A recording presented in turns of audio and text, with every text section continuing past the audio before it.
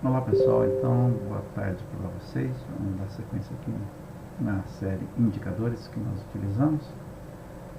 Então vamos dar início fazendo uma faxina aqui na tela, removendo esses indicadores, porque nós hoje vamos falar sobre volatilidade. Uma vez que, vamos tirar você também, uma vez que o mercado, nós temos somente duas situações para acontecer. Ou nós temos um topo, ou nós temos um fundo, ok? E é exatamente isso que nós queremos descobrir. Onde é que está esse topo e onde é que está esse fundo? Porque o que nós queremos operar é sabendo onde que o mercado vai encontrar esse instante e começar a fazer essa reversão. E onde ele vai encontrar esse momento aqui de suporte, para saber se ele vai romper esse suporte ou se ele vai voltar novamente a buscar novas resistências que o mercado tem, ou se ele vai fazer uma consolidação. Para isso, o que nós fizemos? Optamos em desenvolver alguns indicadores e outros já existentes no mercado, e nós adaptamos para a nossa operacional, ok? E é isso que nós vamos fazer agora, apresentar eles para vocês, para que vocês possam assimilar essa nossa forma de operacional, ok? Então, o primeiro que nós vamos apresentar para vocês, uma vez que nós entendemos que o mercado ele é volátil, e antes de colocar então o indicador, vamos falar um pouquinho sobre volatilidade, né? O que é uma volatilidade? Para que não haja dúvida e entender o indicador de uma forma mais fácil. Então, a volatilidade, se nós tivéssemos um candle, apesar de eu não operar candle, seria nada mais, nada menos do que, se nós tivéssemos um candle, essa possibilidade de identificarmos quanto que andou, quanto que variou, ok? De uma extremidade até a outra. Então, se nós tivermos dentro desse candle uma mínima e uma máxima, então nós temos aqui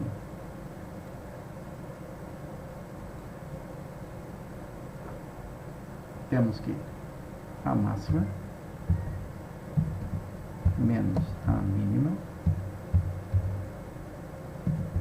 vai ser a nossa volatilidade.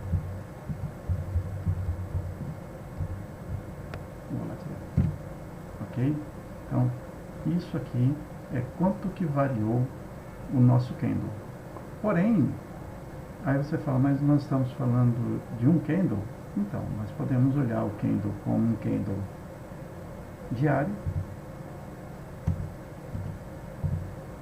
como nós podemos olhar um candle de 1 minuto, candle de 5 minutos. E se nós temos um candle diário, isso aqui foi tudo que aconteceu durante o dia inteiro, ok? Ou seja, durante o dia inteiro, nós tivemos essa volatilidade dentro do mercado, ok? Então, se nós temos condições de saber, no final do dia, que houve essa variação entre a mínima e a máxima, né, nós podemos acompanhar e devemos acompanhar quanto que está acontecendo, como está se desenvolvendo essa volatilidade dentro do mercado, para que nós possamos entender como será a nossa operação, ok? Principalmente por causa de quê? Porque nós vamos ter pontos de suporte, pontos de resistências dentro dessa volatilidade, ok? Então, temos outras ferramentas para poder fazer esse acompanhamento de volatilidade, que seria a VPC, mas isso vai ser um outro indicador que nós vamos apresentar. Hoje nós vamos mostrar para vocês pontos onde a volatilidade estará acontecendo, porém onde os pontos de suporte e os pontos de resistências estarão ocorrendo, ok? Então, para isso, nós utilizamos para identificar esses pontos de suporte e os pontos de resistências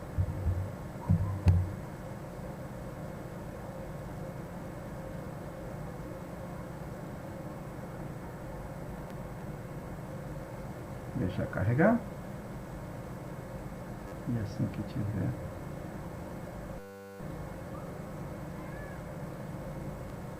pronto, ele é instalado. Então aqui nós temos um indicador onde ele acaba sendo um Fibonacci, ok? Dentro desse Fibonacci nós conseguimos identificar o nosso suporte e a nossa resistência. Porém, eles andam de forma dinâmica. Outro ponto que nós temos como resistência é aqui nessa linha branca, ok? Essa é uma ferramenta que foi desenvolvida pelo Nelson, esqueci o nome dele, Nelson alguma coisa, e ele deu o nome de fibrodinâmico, ok? Então, para colocar aqui no meu operacional, eu estou dando os créditos a quem merece crédito, porém aqui, para ficar dentro do meu operacional, nós estamos chamando ele de fibrovolátil, ok? Mas o nome original dessa ferramenta é fibrodinâmica. E o que acontece aqui? Vou explicar para você de forma bem simples, bem didática, para que você veja a dinâmica desse indicador. Tá? Então, se nós temos uma resistência, nós temos um suporte, isso no Fibonacci, naturalmente, nós teríamos então aqui o 0, o 23.8, o 38.2, o 50, 61.8, 76.4 e o 100%, ok? Então nós teríamos as 7 linhas do Fibonacci varejo, aquele que normalmente é comum que as pessoas utilizam, visto que o Fibonacci varejo não é comum utilizar o 23.6 e nem o 76.4, ok?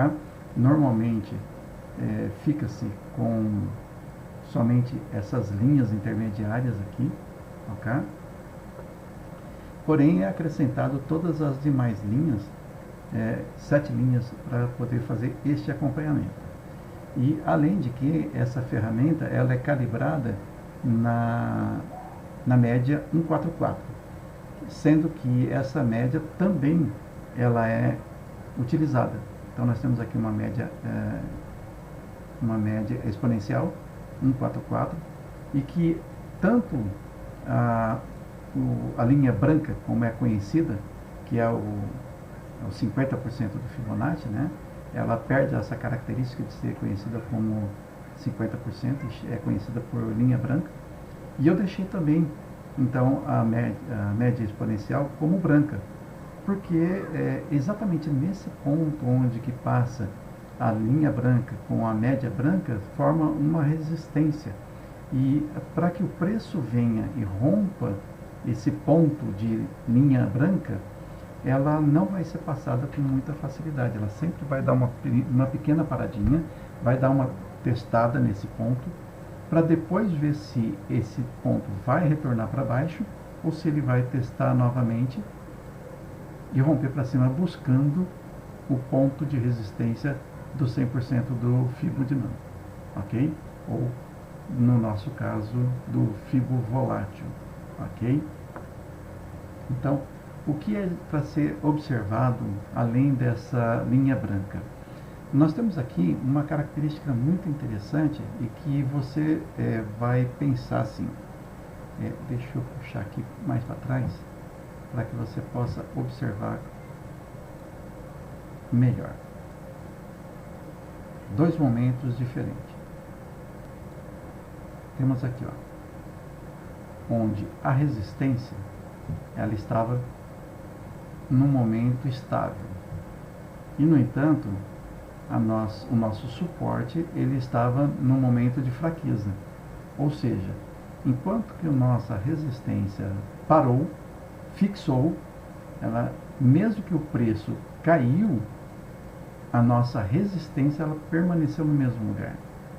E fez com que o suporte e todas as demais linhas fossem puxadas para cima.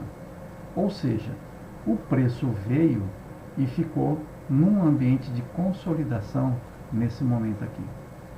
E quando ele resolveu romper, ele achou o nosso suporte bem mais próximo, ou seja, a queda que poderia ter sido muito maior, acabou não sendo uma queda expressiva, visto que o suporte veio muito mais para cima, ele chegou até aqui em cima, certo? Porém, quando ele encontrou o suporte nesta altura aqui, a primeira coisa que ele fez foi testar o suporte e romper com o suporte. Por quê? Porque o suporte estava fraco. Veja que o suporte ele subiu e a resistência durante todo esse momento ela se permaneceu no mesmo lugar.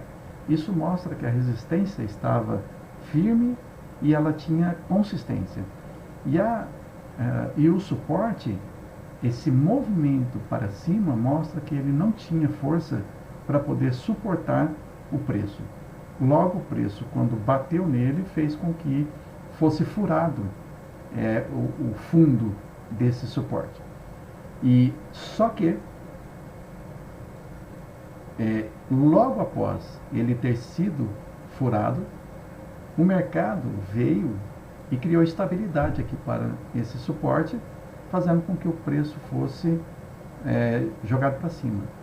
E ele foi até onde? Até a linha branca. Quando ele encontra essa linha branca em conjunto com a média branca, então aqui existe uma resistência onde, para ser rompida, como eu disse, todas as vezes, como foi o caso nesse ponto, onde a linha branca fez uma resistência com 61.8, na sequência fez uma resistência novamente com a linha branca e a média, fez uma resistência novamente com todo esse movimento aqui de lateralidade, e ele vai fazer essa mesma coisa de suporte e resistência nesse instante aqui.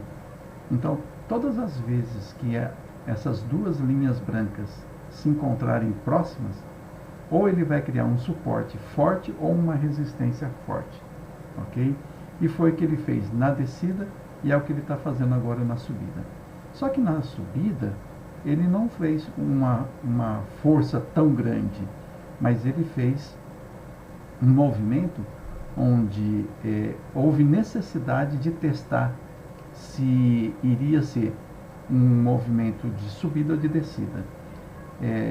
Nesse instante aqui podemos dizer que houve uma ambiguidade ou uma bipolaridade.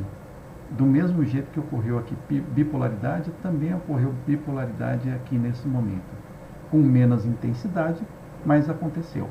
E aí, uma vez testado essa linha, o mercado de novo jogou para a resistência, onde a resistência mostrou que enfraqueceu, e aí ela veio, testou a resistência e veio, furou a resistência e jogou o mercado para cima. Vamos ver como foi o comportamento aqui, novamente. A resistência criou força, ok? E devolveu o mercado novamente para a linha branca. Então, veja que você fica, através dessa ferramenta, identificando onde que está o suporte e onde que está a resistência. Onde que está a resistência, onde que está o suporte. E vendo quem está forte e quem está fraco. O mercado aqui fortaleceu novamente a resistência, enfraqueceu o suporte, arrastou o suporte novamente para cima, e essa força da resistência, trazendo novamente o suporte para cima, fez com que, ao ser rompido esse ambiente de bipolaridade, fez com que o mercado viesse novamente testar o suporte. O suporte nem precisou de muito teste, uma vez que nem tocou no suporte, ele voltou aqui para a média branca e já veio rompendo o nosso suporte. O primeiro teste foi aqui, ele aceitou uma nova descida, fez um novo teste e fez um novo rompimento do suporte. Assim terminou o dia, ok? Mas a ferramenta vem mostrando para nós onde que se encontra a possibilidade de você enxergar os locais de suportes e resistências. E com isso você consegue trabalhar identificando essas regiões. Então era isso que eu queria mostrar para vocês, um vídeo curtinho para que vocês possam aprender a operar essa ferramenta. Valeu, um grande abraço para vocês e ficamos até a próxima com um novo indicador. Valeu, um abraço.